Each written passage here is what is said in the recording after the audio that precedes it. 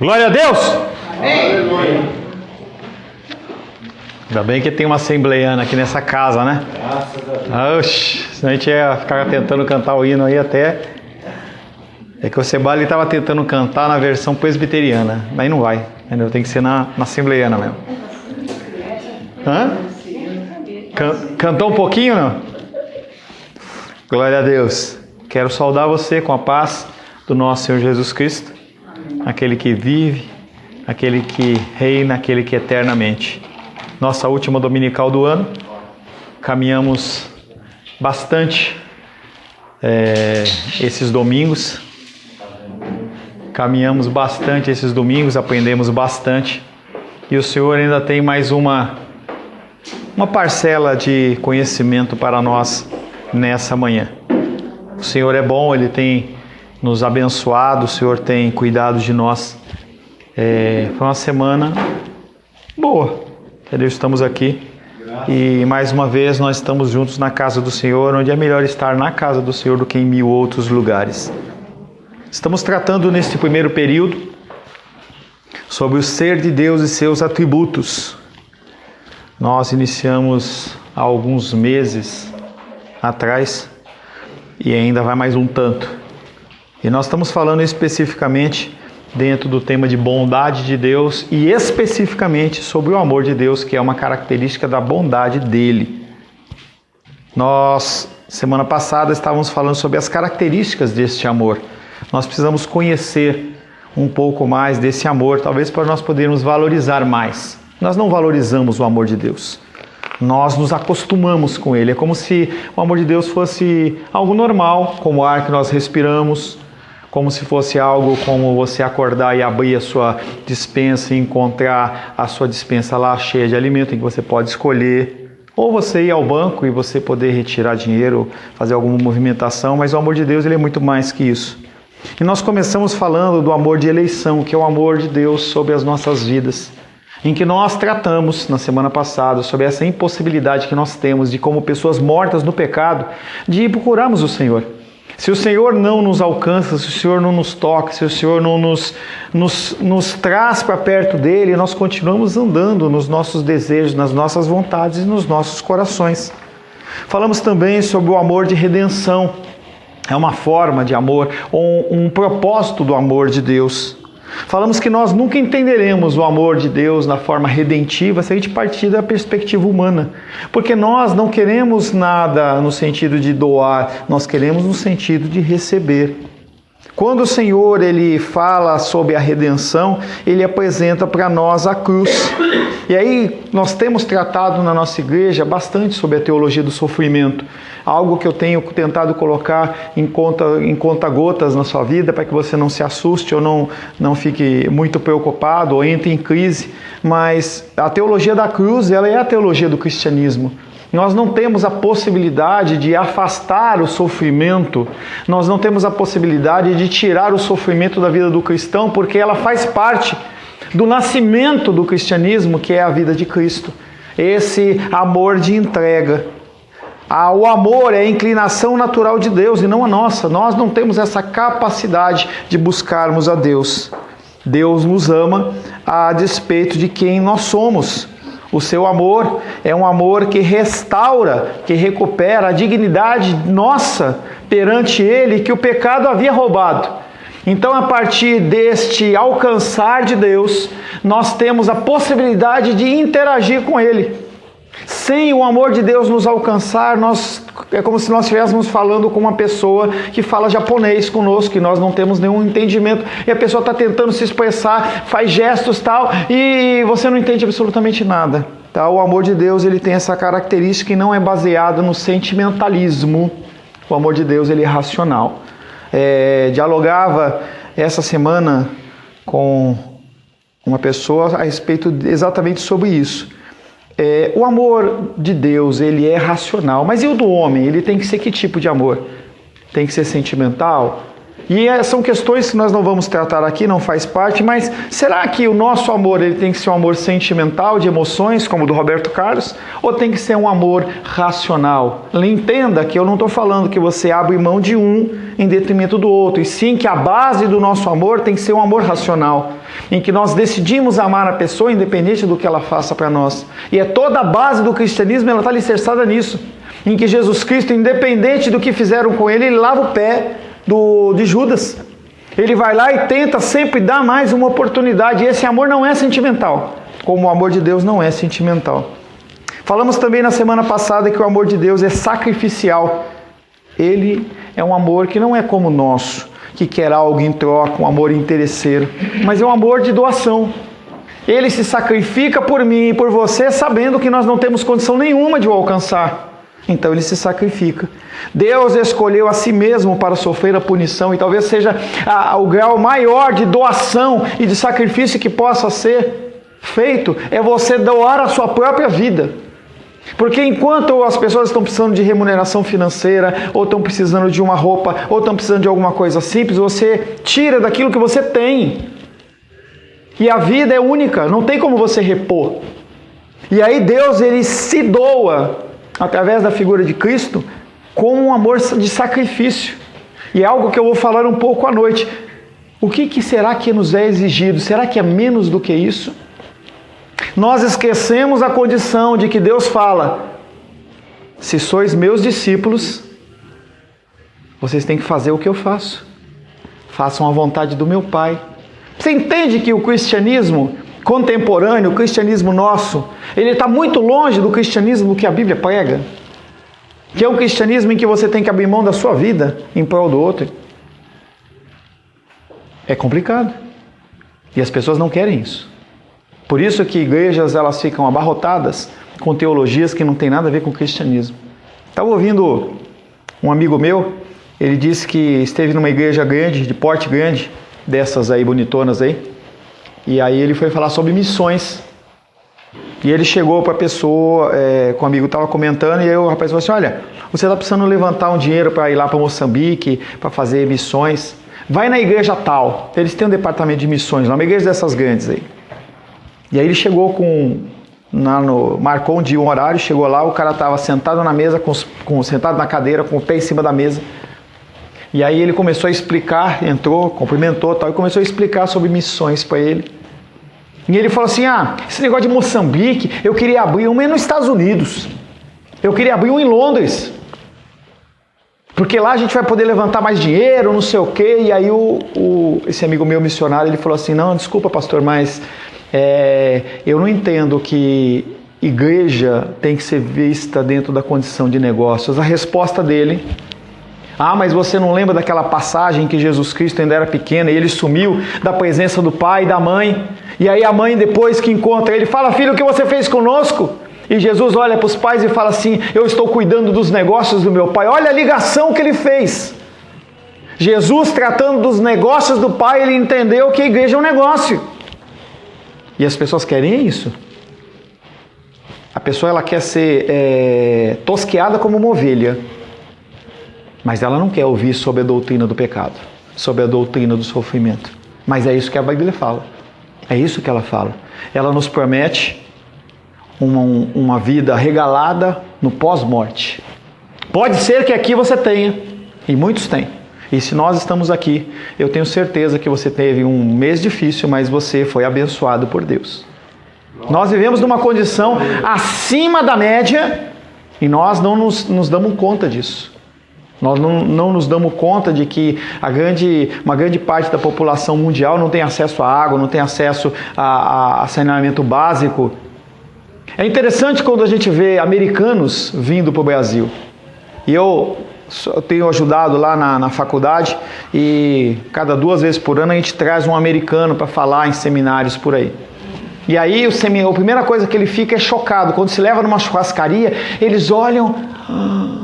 Espera um pouquinho, o cara veio dos Estados Unidos, o país de primeira grandeza, e nós somos considerados o terceiro mundo, e eles ficam bobos com a fartura que nós temos aqui. O que nós vivemos aqui, os países do mundo não conhecem, eles não entendem. Uma outra característica do amor de Deus, que nós vamos falar a partir de hoje, é o amor dele que é eterno. Não é amor temporal. O casal olha lá, juras de amor, entendeu? O último casamento de quem está aqui foi o Felipe e a Rayane, um olha para o outro e chora, ai, eu te amo, e lê, e fala, e não sei o que, e a maquiagem fica toda borrada, e eu vou ficar com você para sempre, e aquele coisa linda e maravilhosa, até a primeira toalha na cama molhada. O amor de Deus não é assim. Né? Deus é eterno, assim como eternos são todos os seus atributos. Todos os seus atributos, todos que nós temos falado, misericórdia, paciência, longanimidade, todos eles são eternos como Ele é eterno. Eu estou chovendo no molhado, para que você entenda que isso faz parte da essência de Deus, não é algo que pode ser mudado. Não é algo que pode ser colocado de lado como nós fazemos. Hoje eu decidi amar a Rosângela, amanhã não. Ela não fez o que eu queria e eu vou fazer biquinho para ela. Deus não faz isso. Não faz parte da característica de Deus isso. Glória a Deus. O amor não foge à regra, também é um amor eterno. O amor de Deus por nós existe antes de haver mundo. Antes que houvesse a criação do mundo, antes que você pudesse entrar no projeto de nascimento do teu pai e da tua mãe, ele já tinha falado, eu amo aquela pessoa. Que coisa maluca. Não dá pra gente com a nossa mente entender isso. Nós não conseguimos amar no sentido do nosso tempo. Imagina, eu vou amar a minha neta, eu vou amar a minha bisneta. Não, é difícil pra gente, mas Deus nos amou antes da criação do mundo. Aleluia. E vai existir, mesmo quando esse mundo deixar de existir. Ele vai continuar nos amando. Não é algo que tem validade. Falei isso há um tempo atrás. Para os mais novos, acho que eles acham que sempre houve esse negócio de validade, né? E aí você compra a caixinha compra o queijo, entendeu? A validade é tanto. Agora eu não posso mais comer esse queijo, não posso tomar mais esse leite. A gente comia o negócio até a hora que eu olhava e estava verde, você ainda cortava um pedacinho assim, entendeu? Jogava fora, ou o líquido. Oi, acordou? Acordou? Jeremias 31:3, abre por gentileza. Pastor, de onde está escrito isso? Tem vários textos, eu separei só um. Jeremias 31:3. Dá para ler, dos reis? Jeremias 31:3. 31:3. Pode ler? Só um momento.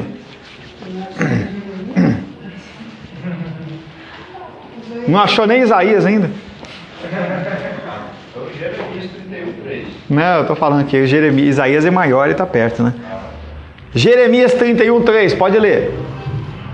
31:3 nos diz assim: de longe se me deixou ver o Senhor, dizendo, com amor eterno eu te amei, por isso com benignidade te atraí. Com amor eterno. O que a Raiane está perdida? Ela está dando a volta em volta do carro lá? Mas eu estou vendo ela, você está precisando de alguma coisa, né? Com amor eterno eu te amei. Ele está falando de uma coisa que já vem acontecendo há muito tempo. E aí ele não fica simplesmente no amor bondoso, mas ele entra no amor benigno, que é um amor de ação. Ele atrai a nossa presença.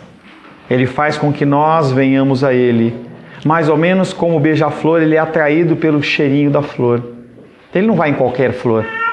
Ele vai na flor que tem lá a seiva, que tem lá o néctar, entendeu? Para ele poder retirar. Ele não vai em qualquer uma. Ele é atraído. Deus aqui nos ensina o profeta: quão breve e passageiro é o amor dos homens. Em Jeremias 2:2, Deus clama ao povo: lembro-me de ti, da tua afeição, quando eras jovem, e do teu amor, quando noiva. E aí Deus está falando que Ele lembra no sentido passado, em que o povo amava Ele, mas não ama mais. Não ama mais. Esse amor não durou no coração do povo, a despeito das contínuas bênçãos de Deus sobre ele. E bênçãos não é o que vai determinar se você ama a Deus ou se você não ama. Independente de quanto Deus te abençoar, o teu amor ele também não é pactuado com isso. Porque nós vemos algumas passagens nos evangelhos em que pessoas muito bem abastadas são chamadas para uma ceia do rei, e eles falam assim: olha, não posso porque eu casei, não posso porque eu comprei uma nova junta de bois, não posso porque eu comprei uma casa. E ele não está falando de pessoas com dificuldades financeiras, estão falando de pessoas que tinham recursos. Bênçãos na nossa vida não nos mantém junto de Deus. Não nos mantém junto de Deus. A transitoriedade do amor dos homens por Deus é contrastada com a duração do amor de Deus por eles. A diferença no amor de Deus é a sua qualidade.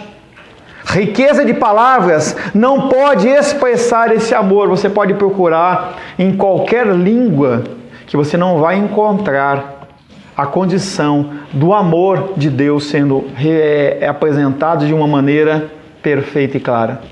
Nós podemos apenas usar a palavra amor. Se você pegar a nossa Bíblia, a mesma palavra que está nas músicas aí seculares de amor é a mesma palavra que está no nosso português. Então a gente não consegue diferenciar. Parece que é a mesma coisa, mas não é. Não é. Mesmo na língua grega, mesmo na língua hebraica, por mais que eles tenham mais riqueza de detalhes, não dá para expressar este amor. Não dá para você nominar este amor, porque ele não pode ser nominado. Ele não é entendido pelo ser humano. Como que você vai colocar em palavras um amor que doa a sua própria vida por seres que não merecem e que nem existem na realidade?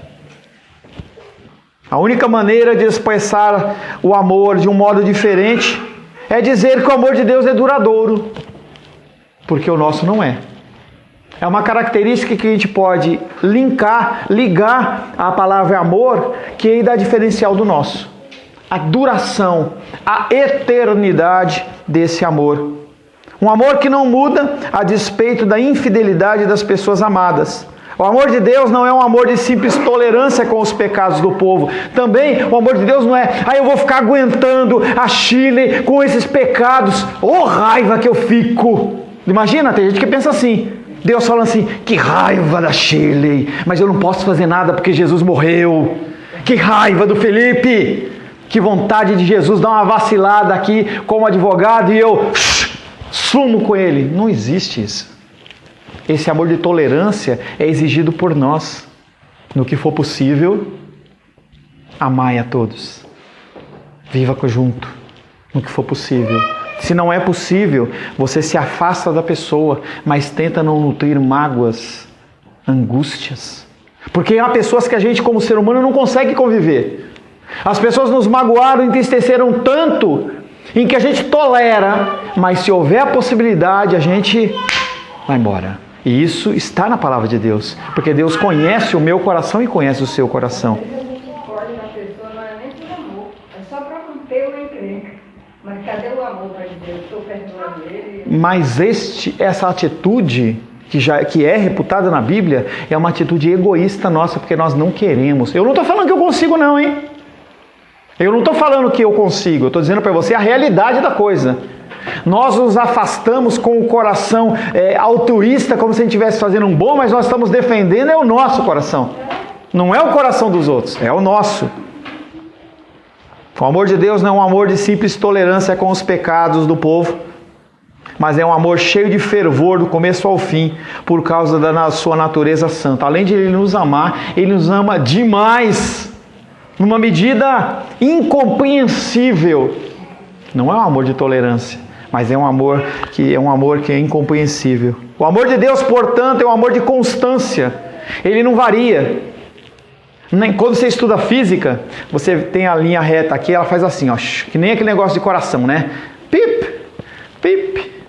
Uma hora está mais baixo, uma hora está mais alto. De Deus é retinho, não muda. Ele é o mesmo, independente do que nós viemos a fazer.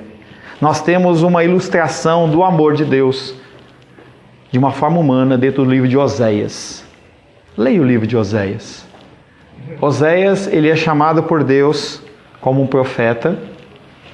E Deus, ele quer ensinar para o povo, tanto na forma verbal, em que as pessoas falavam, na forma escrita, para as pessoas lerem, e também de uma forma prática, em que as pessoas pudessem olhar uma situação e fazer a ligação com o que ele estava falando. E para Oséias foi uma tarefa dura. Deus fala: Oséias, casa com esta prostituta. Entenda que no conceito judaico, esse tipo de atitude trazia vergonha.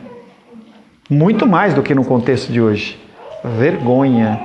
E aquele homem vai lá, pega aquela prostituta, traz para dentro de casa, casa com ela, sabendo das coisas que ela fez e daquela que ela estava fazendo ainda, porque ela não é que ela tinha sido, ela era. E aí ela continua se prostituindo, gera filhos dele, e chega um dia, cansa, e volta para o prostíbulo. E Deus fala: vai de novo lá no prostíbulo, compra ela do homem lá, do cafetão lá do prostíbulo, e traz ela para ficar de dentro de casa e não fala nada, não reclama dela, só a ama. É uma demonstração do amor de Deus, porque nós, mesmo sendo cristãos, nós continuamos nos prostituindo com as coisas do mundo, e Deus continua falando: vem, vem. Novamente é um amor por coisas indignas, mas é um amor que vai até o fim. Esse amor continuado por objetos indignos não significa que Deus não puna as infidelidades. E aí as pessoas elas confundem este amor de Deus com o amor bobinho. Não é bobinho, é um amor de correção. Oséias percebeu a necessidade de punição, e parte dessa punição está nos próprios efeitos que o pecado produz. Há punições físicas, muitas enfermidades, e não todas. Não acho que toda enfermidade que você tenha é por causa do diabo ou por causa que Deus... Não, nós vivemos numa sociedade, num mundo, entendeu? Totalmente caído, em que a alimentação ela é bagunçada, entendeu? A gente não tem tempo para fazer uma caminhada, tudo é de carro, todas essas coisas cooperam. Então, uma grande parte das enfermidades, ela deve ao meio ambiente que nós fizemos como ele está. O oxigênio, o ar, a água, a alimentação, tudo. Tá? Mas há punições físicas. Muitas doenças que nós temos, elas são punições de Deus. Muitas pessoas elas ficam doentes por falta de perdão. Pessoas têm problemas de osteoporose, problemas nos ossos, problemas musculares, câncer, porque não perdoam, porque têm dificuldades, angústias, coração amargurado. Todo câncer é resultado disso? Não, mas há sim. Há punições que são físicas. Israel sofreu enormemente com a invasão dos inimigos. Se você lê Reis, se você lê Crônicas, você vai ver Deus levantando povos, endurecendo o coração de povos, para fazer com que aquele povo fosse massacrado, para quem sabe voltar a Deus. Eles sempre voltavam a Deus. E o que fazia eles voltarem a Deus? Era a bênção. Quando eles estavam em regalo de vida, eles iam viver a vida deles e deixavam Deus de lado. E quando sofria, ai Deus, me ajuda. Por que existem as campanhas? Porque alguém percebeu isso. Só que o problema é que a pessoa usa esse estilo de ação de campanha no sentido de trazer pessoas para a igreja para tirar dela o que elas têm e não de abençoá-las vidas. Você não encontra campanha em nenhum lugar da Bíblia, e a Bíblia é o nosso livro de regra e prática. Deus não chama você para fazer nenhuma campanha, nenhuma corrente, nem coisa nenhuma dessa. Ele fala para você viver uma vida de jejum e oração. A sua vida tem que ser contínua, não só em momentos de luta, não só em momentos de dificuldade, mas você tem que estar na presença do Senhor todo o tempo. O amor de Deus, portanto, é um amor de constância. Há punições físicas. Israel sofreu enormemente a invasão dos seus inimigos, mas mesmo no meio da disciplina é possível ver o amor de Deus agindo no meio do povo. E a primeira situação que nós podemos ver disso é Adão e Eva sendo expulsos do jardim do Éden em formação de amor de Deus. Imagina você hoje tendo vida eterna, com o teu corpo decaindo dia após dia. Imagina você viver eternamente. Se você não morresse, com dor no corpo, com mal-estar, você tendo que conviver, dependendo das pessoas. A ação de amor de Deus, de colocar um limite na nossa vida. Nós que egoístamente ficamos segurando, a pessoa está com câncer, está morrendo, não, vamos tentar manter, não morre, o cara está, não, eu quero você comigo, não, eu quero de novo, não, gente, entenda que o nosso coração é assim, mas Deus dá um fim, nessa dor e nessa dificuldade. Um tema interessante para discussão que eu não vou, mas só para você pensar, dentro de uma ética cristã. A ação da eutanásia, você matar alguém que está sofrendo e não vai melhorar, é uma ação de amor ou não? Por mais que a lei fale. Isso é complicado, gente. Isso é bem complicado. Eu não estou defendendo uma nem outra. Mas você entende como as coisas elas são muito mais complicadas e complexas do que a gente acha que a gente faz uma leitura literal da coisa? Tamanho do amor de Deus. Sabia que o amor de Deus é 4D? O homem fala do 3D, né? Comprimento, largura e altura, mas Deus, a dimensão dele é 4D e nós vamos falar um pouco sobre isso. Muito interessante. Primeiro que o amor de Deus, ele não pode ser medido. Se a gente somar o amor de todo mundo no mundo, desde que começou, e se a gente pudesse separar aquela pedrinha de amor de cada um e fazer, não tem nem comparação com o amor de Deus. Não dá para comparar. Encantado com esse amor imenso, João exclama. 1 João capítulo 3, verso 1. Helena, você pode ler para a gente, por favor? Pode, Helena? Pode ler para a gente? 1 João capítulo 3, verso 1. Apóstolo João, ele está observando, modo de dizer, observando o amor de Deus e ele fica chocado. 1 João capítulo 3, verso 1. Veja que grande amor nos tem concedido o Pai, a ponto de sermos chamados filhos de Deus, e de fato somos filhos de Deus. Por essa razão, o mundo não nos conhece, porquanto não o conheceu a Ele mesmo. Glórias a Deus. Amém. Vede que grande amor nos tem concedido o Pai a ponto de ser chamados filhos de Deus. Tá. Nós somos, sem Cristo, amigos ou inimigos de Deus? Inimigo. Você ainda está pensando ainda para responder? Inimigo. O que Deus faz? Ele entrega o Filho dele para morrer por você. Além disso, Ele usa o sangue do Filho dele para te salvar. E ainda trata você no mesmo nível do Filho dele. Ele fala que você é filho dele. Ele traz para morar dentro da sua casa. É uma coisa que você estiver andando na rua e vê um maltrapilho e a pessoa fala assim, eu estou precisando de dinheiro para comer uma marmita. Não, vamos morar em casa.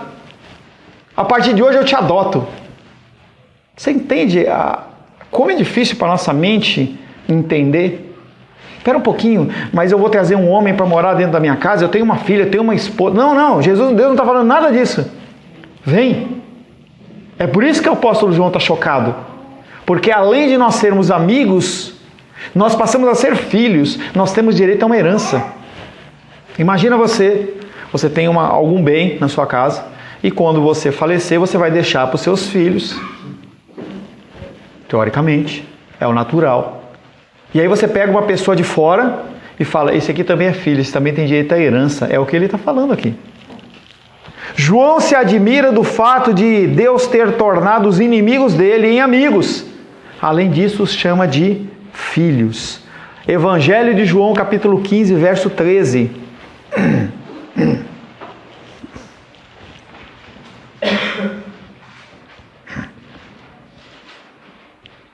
Ninguém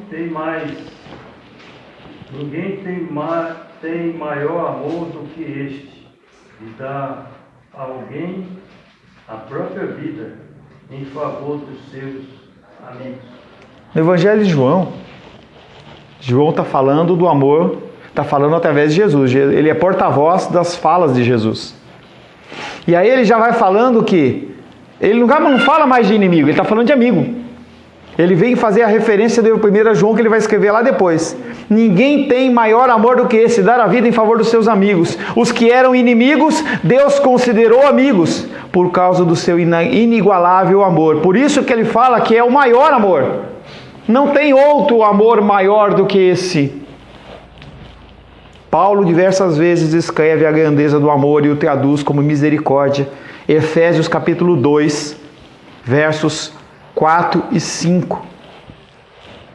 O apóstolo Paulo também fica chocado com este amor, com a qualidade deste amor.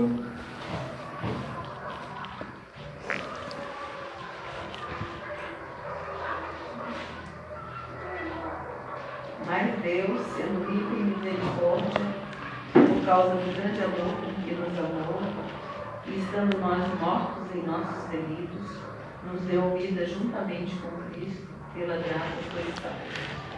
Evangelho de João 15:13, ele fala que ninguém tem um maior amor. Quando Paulo ele vem falando, ele fala, mas Deus sendo rico em misericórdia por causa do grande amor, mas a palavra grega para os dois é maior amor, é a mesma coisa. Paulo e João eles estão falando desse mesmo amor, essa característica desse amor diferente.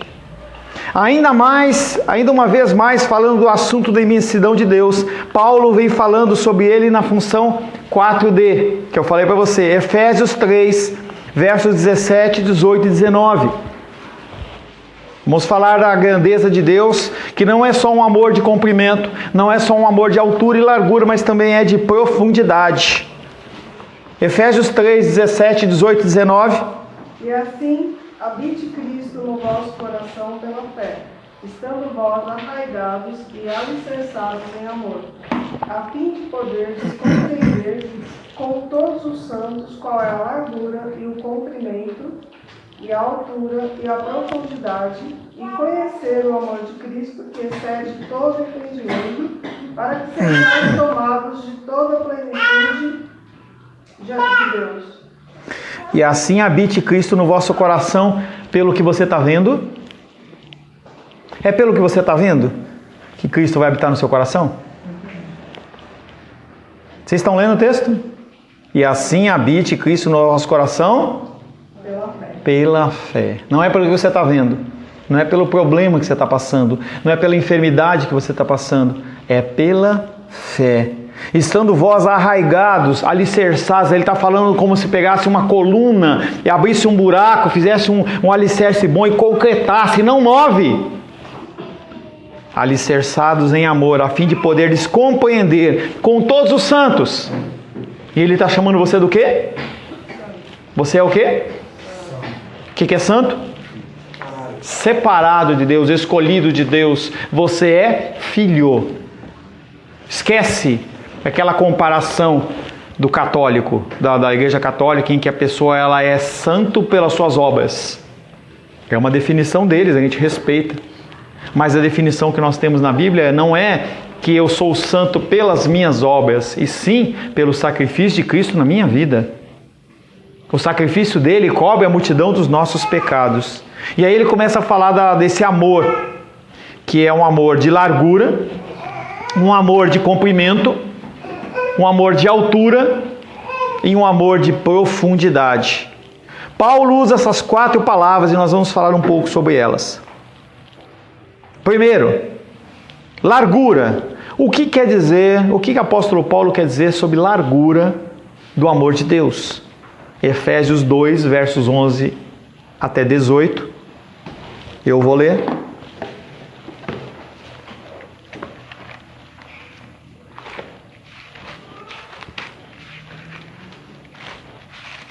Efésios 2,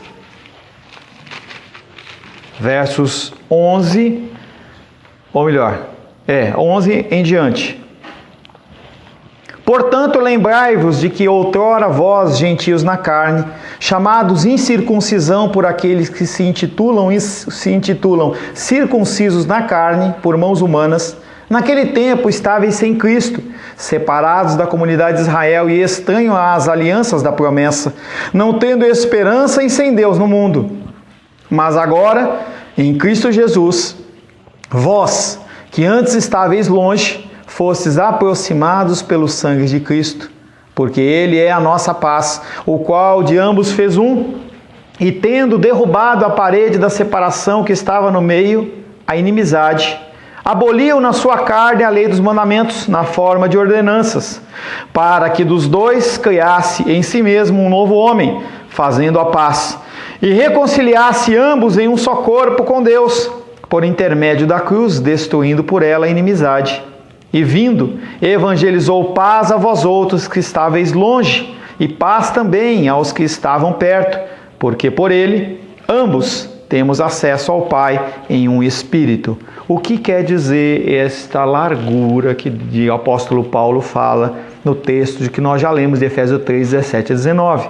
Ele está falando que essa largura é uma largura que alcança tanto judeus como gentios.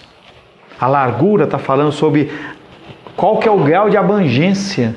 Não é só mais aquele povo que era o Israel de Deus, o povo de Israel. Agora ele expande para os gentios, que sou eu e você, para nós sermos o Israel espiritual de Deus aqui na terra. Então esse amor de Deus, ele é suficiente para alcançar tanto um como o outro.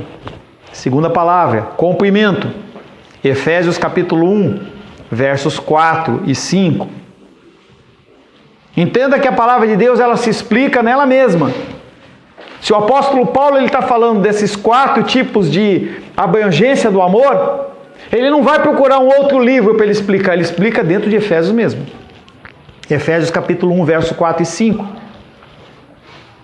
Assim como nos escolheu nele, antes da fundação do mundo, para sermos santos e irrepreensíveis perante ele em amor, nos predestinou para ele, para a adoção de filhos, por meio de Jesus Cristo, segundo o beneplácito da sua bondade. Que cumprimento é esse? O cumprimento é desde antes da eternidade. E enquanto durar, ele, como Deus, ele vai continuar nos amando. Legal, né? Então, primeiro, largura. Povo de Israel e aqueles que se rendem ao Senhor, o povo gentio, eu e você. Quanto dura esse amor? Qual que é o cumprimento desse amor? O cumprimento é antes da eternidade e depois da eternidade. Ele vai continuar nos amando. Altura, terceira palavra. Efésios 1, 3.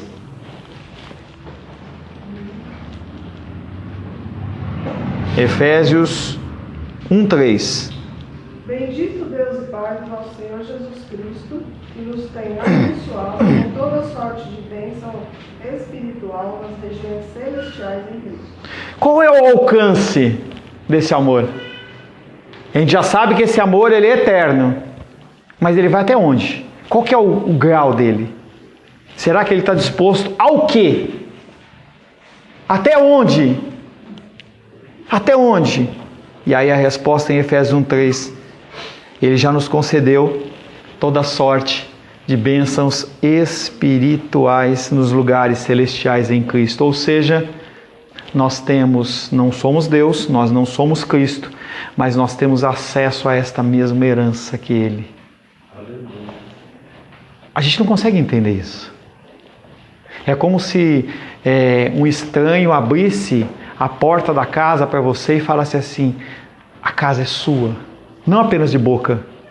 Tem uma expressão espanhola que ele fala: mi casa e su casa.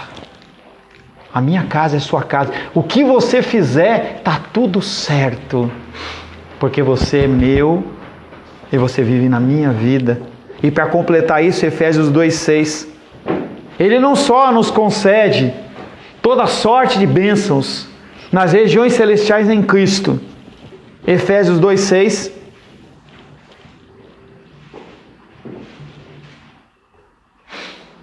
E juntamente com Ele nos ressuscitou e nos fez assentar nos lugares celestiais em Cristo Jesus. Olha só que preciosidade. Ele não só abre a porta da casa dele para você viver, mas ele fala: senta do lado de Cristo.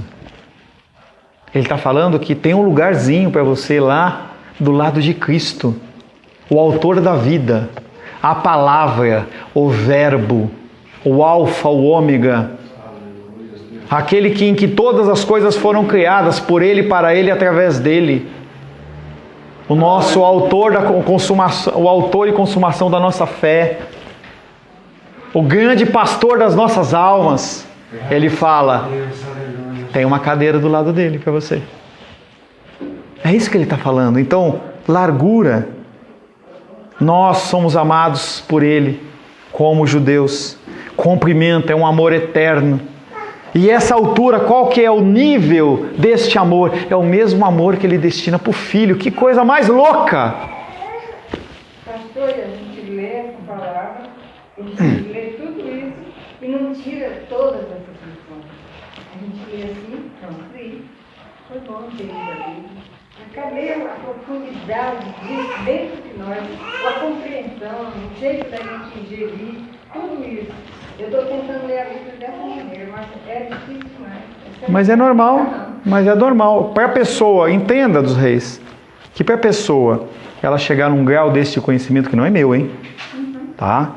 A pessoa, ela passa 10 anos estudando um livro desse. O livro de Ezequiel, que nós já ministramos na igreja, a pessoa ela recebeu das igrejas que auxiliavam um subsídio para ela estudar 30 anos Ezequiel. Então Deus, ele permite que pessoas fiquem paradas estudando para que a gente possa ter a riqueza de conhecimento. Mas essa é a ação de Deus. Você entende qual que é a importância, por exemplo, do seu dízimo, do seu oferta? É para essas coisas, para que as pessoas elas possam se dedicar a poder trazer o alimento para você. Não é mastigado, é porque você vai demandar tanto tempo e vai abrir mão. Ou você dentro do seu dia a dia, e você tem outras atividades dentro do reino de Deus, você não tem como. Então o que Deus faz? Ele pega e constrói todo um alicerce através de recursos para que essas coisas existam. Eu só posso trazer esses recursos para você porque você me abençoa. Porque se você não me abençoasse e o recurso não viesse da mão do Senhor, eu estava no secular e estava trabalhando, eu tinha que trabalhar para sustentar minha família. Então o que eu faço? Eu uso o meu tempo com o suor do seu trabalho para me dedicar em buscar conhecimento para sanar dúvidas que você tenha. É por isso que tira da sua cabeça quando você fala assim: ô pastor, você pode fazer isso, mas eu não quero incomodar. Não tem cômodo, é privilégio. É privilégio. Claro que tudo dentro de uma capacidade, dentro de uma possibilidade. É algo que, se o pastor ele deixa, ele fica. Eu já cheguei a trabalhar em aconselhamento bíblico mais de 35 horas por semana. Eu quase que eu não via minha esposa, comecei a ficar pirado. Entende? Tem toda uma medida, mas essas coisas elas advêm do trabalho. E se a gente entende isso, quando a gente fala assim: eu vou entregar o meu dízimo e oferta, eu sei que eu estou ajudando o reino, mas eu também estou recebendo algo em troca. Mas não no sentido da troca, mas no sentido da bênção. É propósito de Deus para que isso ocorra. Quero fechar a profundidade, que é a quarta medida. Profundidade é uma referência ao fato de que esse amor nos atingiu quando estávamos nas profundezas do pecado. Efésios 2:1. Nós amamos as pessoas quando elas estão melhorzinhas. Eu vou esperar a Naldinha ficar um pouquinho melhor para eu vou falar com ela. A Naldinha não, a Naldinha ela sempre está bem. A Naldinha sempre está bem, entendeu? Eu vou esperar o irmão Cláudio ficar melhor para eu vir conversar com ele.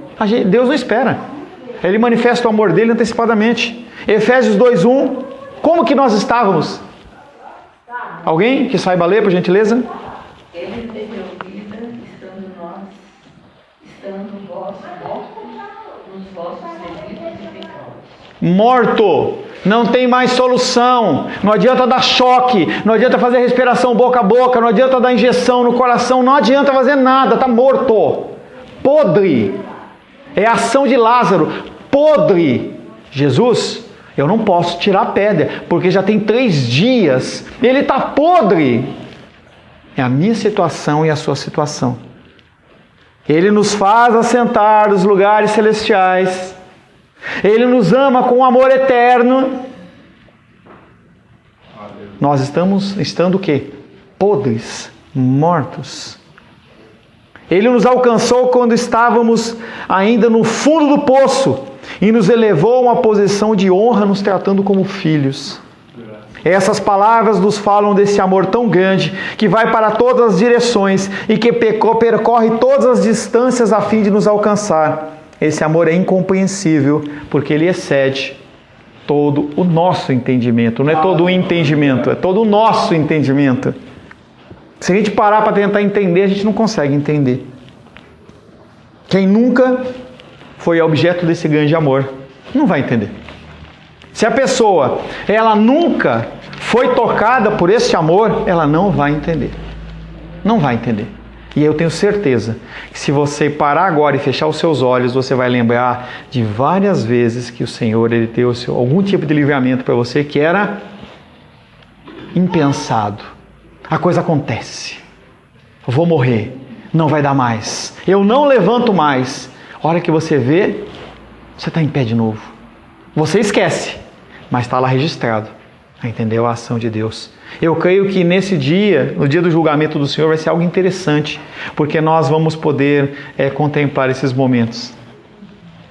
Nós vamos ficar com vergonha, mas vamos ser muito gratos também. Porque o Senhor ele vai começar... quem já teve filho, sobrinho, neto, tal, com piolho, sabe o que eu vou falar? Passa o pente fino. Passa o pente fino e por mais que passe, sempre acha uma lêndia lá. Deus ele vai passar esse pente fino na nossa vida e vai começar. Não vai falar assim, o dia 8 de dezembro. Não, vai falar assim, 8 de dezembro, às 7 horas e 1 minuto, às 7 horas e 2 minutos. E vai começar a mostrar, olha aqui filho, eu preparei para você um pão com manteiga, preparei para você um suquinho de laranja, olha, eu preparei essa roupa para você, esse sapato, e vai mostrar pra gente o decorrer do dia, a gente vai ficar só contemplando assim, é mesmo, é a característica do amor de Deus. Nosso intervalo chegou, o próximo amor que nós vamos trabalhar é o amor de doação. Dificuldade a gente doar, entendeu? É difícil, hein? É difícil a gente pegar e falar assim, não, eu vou doar, a caixinha de alimento ali está vazia, as pessoas estão com fome, mas a gente não consegue. Mas a gente consegue olhar no mercado, a gente consegue olhar a nossa despensa, está lá. Eu consegui tomar meu café da manhã. Os que estão com fome, Deus não pensa assim. O amor de Deus é um amor doador. Nós vamos tratar não na semana que vem, mas só em janeiro. Até lá, você leia uma lição de casa para as suas férias. Para alguns eu já falei isso. 1 João. Leia 1 João. Várias vezes, muitas vezes, diversas vezes, para você começar a entender um pouco do amor de Deus. O entendimento da palavra, ele vem pela constância. O amor de Deus vem pela dedicação. Não porque você está mostrando para Deus que você está se dedicando mais, não, mas é porque você começa a ler, e aí cada vez que você relê o texto, você começa a observar que tem uma palavra que está querendo dizer algo diferente, e aí você fica ali meditando, e aí quando você menos espera, Deus fala, é isso que eu quero dizer. Senhor, em nome de Jesus, agradecemos a Ti pelo Teu amor.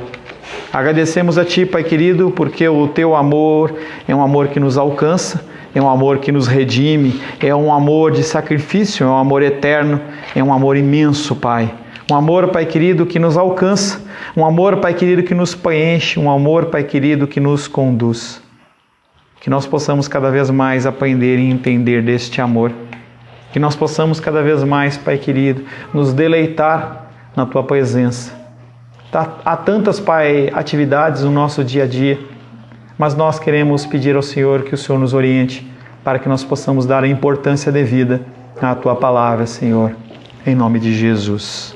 Antes da gente finalizar esse período, interessante, eu vejo isso lá na vida da minha filha. Nós estamos finalizando a primeira leitura completa da Bíblia, eu e minha filha, né? Esse ano de 2018 a gente pegou como é que chama? Plano de leitura, obrigado. E aí ela falou assim para mim, ela já veio com essa conversa uma vez, e aí veio de novo. Falou, pastor Paulo, papai, eu quero propor para você uma leitura diferente. Eu não gostaria de ler picado, eu gostaria de ler um capítulo corrido, tal. E eu falei assim, e você vai ler quanto? Eu leio 1, 2 capítulos. Por que no outro você lê 5 e esse você vai ler um só, né? Aí ela ficou olhando para minha cara assim, do tipo, me pegou, né? Mas essa é a nossa vida.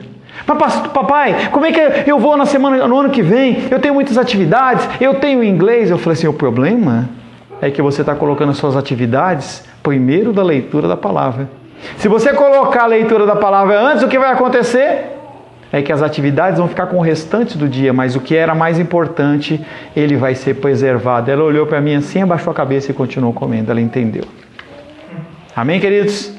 Nosso intervalo, 15 minutinhos, e aí nós retornamos em nome de Jesus.